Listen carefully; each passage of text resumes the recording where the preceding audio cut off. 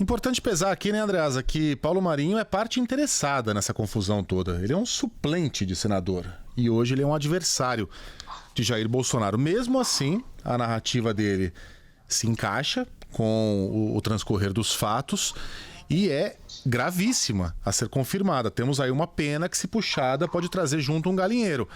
Vai depender um pouco da boa vontade do PGR e da própria PF. Suas considerações sobre esses novos fatos, Andreasa. Bom dia para você. Bom dia, pessoal. Alguns pontos aqui para comentar. O primeiro tem absolutamente a ver com Paulo Marinho, né? E a pergunta que eu fiz, imediatamente lendo a excelente entrevista, o furo de reportagem da Mônica Bergamo. Por que Paulo Marinho resolveu falar? Na entrevista ele diz, vou abrir aspas aqui, eu vou te contar, para a Mônica Bergamo, uma história que nunca revelei antes porque não tinha razão para falar disso. A pergunta é, outra pergunta, o que mudou para que houvesse razão? Né? Não posso deixar aqui, pessoal, a bem da verdade jornalística, de registrar que o que mudou objetivamente é fato, não especulação. O que mudou é que Paulo Marinho é hoje pré-candidato a prefeito do Rio de Janeiro. Aliás, na entrevista a Mônica Bergamo, essa é a origem, é o começo da conversa entre os dois. Paulo Marinho, candidato a prefeito do Rio de Janeiro. É no bojo dessa entrevista em que se apresenta como pré-candidato à prefeitura do Rio de Janeiro que o empresário encaixa essa revelação. De modo que, sim, é preciso considerar os gatilhos de parte interessada, a vida nessa discussão. Esse é um ponto. Outro ponto, para deixar bastante claro, Paulo Marinho, que se falou muito a respeito disso, Paulo Marinho não cometeu qualquer crime por ter guardado essa trama por tanto tempo. Ele não é agente público, ele poderia o ter feito. Alguém vai discutir a moralidade dessa decisão, poxa, por que ficou com isso tanto tempo, qual o interesse? Essa é outra história. Crime ele não cometeu. Ele terá agora, inclusive porque já chamado a depor, ele terá que apresentar provas, ele terá que substanciar aquilo que diz.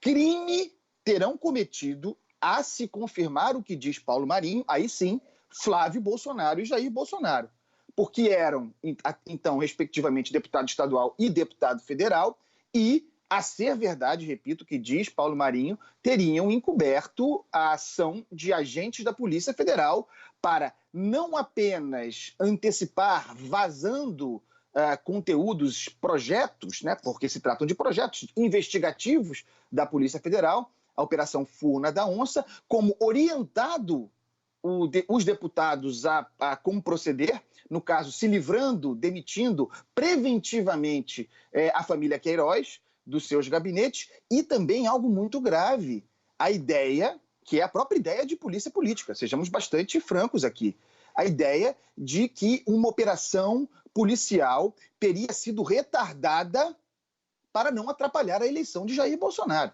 Isso é o que está sendo dito aí. Mas dito por quem?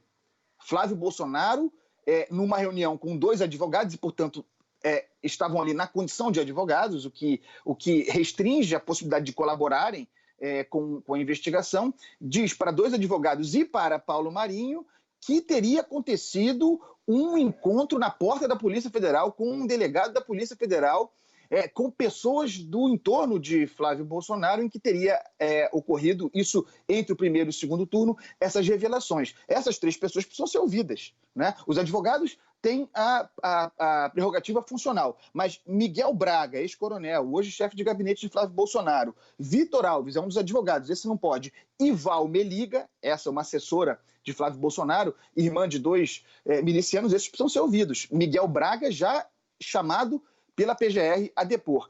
Essa é a circunstância que nós temos aí. Por enquanto, a crise é meramente política. Se ela vai se tornar uma crise jurídica, depende de, primeiro, Paulo Marinho subsidiar com conteúdo as denúncias que faz, depende de essas pessoas que participaram dessa reunião, que testemunharam essa ação a se confirmar criminosa de agentes da Polícia Federal, falarem e confirmarem o que há ali. E aí tem um desdobramento que precisa ser tratado aqui, né? Primeiro, o seguinte, tem o inquérito instaurado no Supremo Tribunal Federal a partir das denúncias de Sérgio Moro.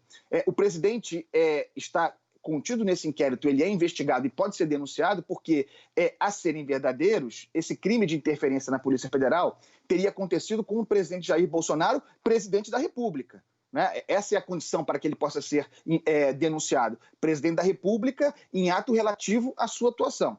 Ponto. Essa pedida para que essas pessoas sejam ouvidas, inclusive Paulo Marinho, nesse inquérito instaurado no Supremo, não significa que essas pessoas, e o que diz Paulo Marinho, serão investigados nesse inquérito. Há a possibilidade de Augusto Aras instaurar um outro inquérito. Nesse caso, Jair Bolsonaro poderia ser investigado, mas não denunciado, porque se for outro inquérito instaurado, se isso não for associado ao que já está aberto, portanto subsidiando, se for abrir um novo inquérito, Jair Bolsonaro poderia ser investigado, mas não denunciado, porque é matéria relativa a assunto anterior ao seu mandato e não, portanto, afeito ao mandato. Então, essa é uma decisão muito importante que está na mão do Augusto Aras. Fará com que as denúncias de Paulo Marinho sejam somadas para subsidiar a investigação, um inquérito já existente no Supremo Tribunal Federal, ou abrirá, seria o melhor para Jair Bolsonaro e família, um novo inquérito, esse a ser tocado à parte, pelo qual o presidente não poderia ser denunciado, conforme eu expliquei aqui. Essa é a questão, essa é a bola que está quicando aí. Mas não tem nenhum cabimento você abrir um novo inquérito, sendo que, obviamente, um assunto está ligado ao outro. Mas, enfim, Megali, a bola está no campo do Aras. Diga, Andreasa. O argumento que a defesa de Bolsonaro e os bolsonaristas usarão para pressionar Aras a abrir o novo inquérito é que, no inquérito aberto no Supremo Tribunal Federal, Jair Bolsonaro, de fato, é o agente. Né? Ele é aquele que supostamente interfere na Polícia Federal. Nesse outro caso, anterior ao seu mandato, ele teria sido beneficiado por um arranjo, mas sem que houvesse uma interferência direta dele para tanto, com base no que há aí. Né? Os argumentos jurídicos estão aí. Eu, pessoalmente, acho que sim, conforme eu li, conforme eu estudei e conversei com juristas, sim, Aras poderia apresentar essa investigação a somar a que já está em curso, para subsidiar a que está em curso. Mas a decisão é dele e ele é Augusto Aras, né, Luiz Megali? Exato. Essa última frase acho que define bem o comentário e passa a régua aqui por hora. Aguardemos os próximos acontecimentos. Andreasa, um beijo para você. Até amanhã. Boa semana. Beijo, pessoal. Até amanhã. Até.